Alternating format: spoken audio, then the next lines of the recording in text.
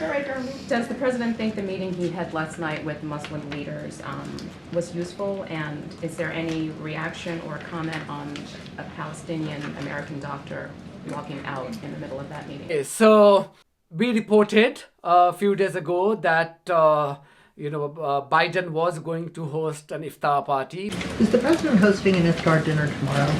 So I don't have anything to confirm here. As you know, very early on this month, we put out a statement marking the first day of Ramadan. This is March. Obviously, we did that. The president wishes all who observe Ramadan a safe, healthy, and blessed month.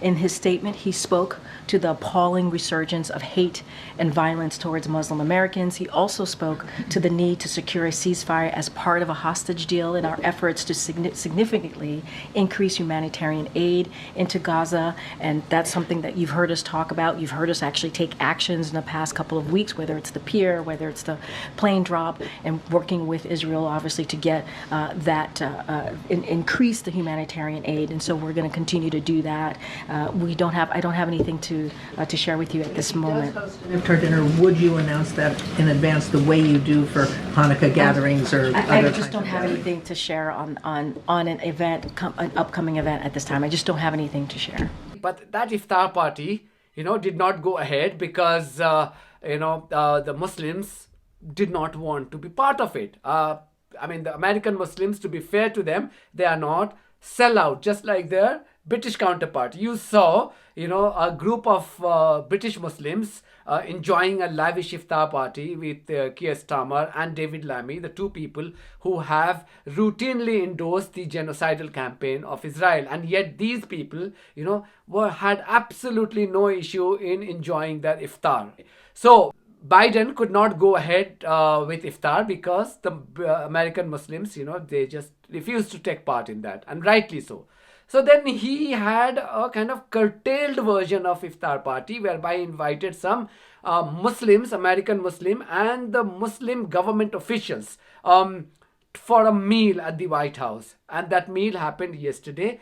While that meal was happening, an American Palestinian Muslim doctor, he walked out of the White House of that particular dinner party in protest against Biden's stand on Gaza conflict. And that's a massive story.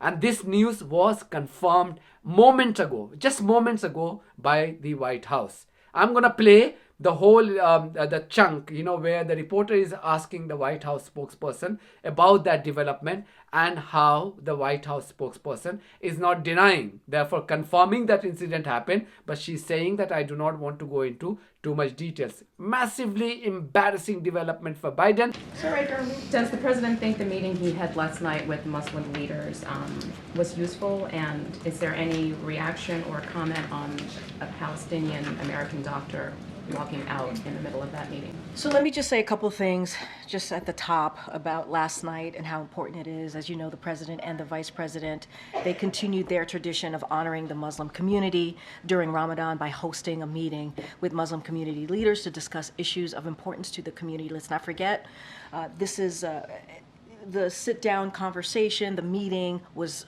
asked, and it's supposed to be private. They wanted a private meeting. That was something that, as we have done our outreach, as you know, senior White House officials have been doing this outreach. The president and the vice president have been in communication with the community regularly since October, and this is something that they asked. They asked for a private meeting, a working meeting, if you will, and so we understand how this community is feeling. It is a deeply painful moment for many in the Arab and Muslim communities. The president also expressed his commitment to continue working to secure an immediate ceasefire as part of a deal to free the hostages and significantly increase humanitarian aid into Gaza. And the president made clear that he mourns the loss of every innocent life in this conflict, Palestinian and Israeli. The president and vice president are committed to continue engaging with these leaders moving forward. As I mentioned, we've had regular engagement with members of those communities. As it relates to the part of the question that you just asked me about a participant walking out. Look, I want to be really careful here. We said that we would keep these conversations private, so I'm not going to comment on any private discussions, but as I said many times from this podium, the president respects any American's right to peacefully protest, and we are going to continue to have these conversations, obviously, with that community. Go ahead, Nancy. Thanks, Corinne. How did the White House decide who would attend the iftar dinner? So what I will say is I want to be careful here. This meeting, again, was decided after we've done outreach for some time now.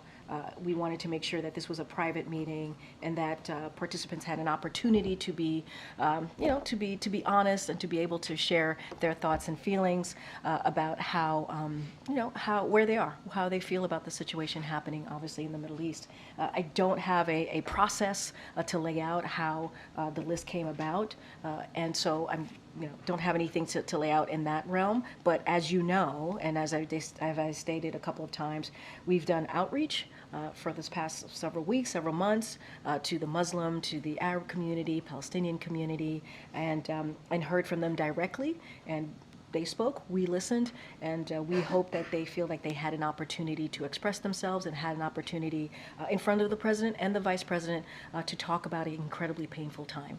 Was last night the president's first opportunity to speak face-to-face with someone who had been on the ground providing aid in Gaza?